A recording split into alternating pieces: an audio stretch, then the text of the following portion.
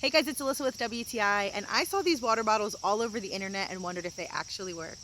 I can tell you this one from MalsiPree really does, and my dog and I love it.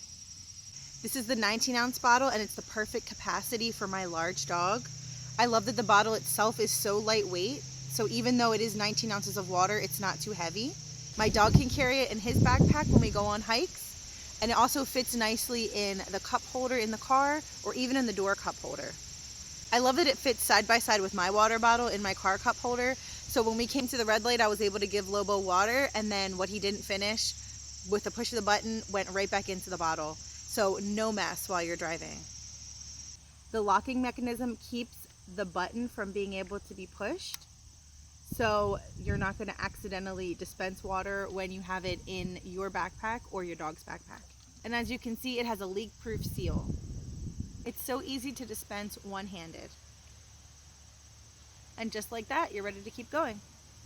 So if you're looking to keep your dog hydrated on the go, this water bottle from MalsiPree is going to be your new travel buddy.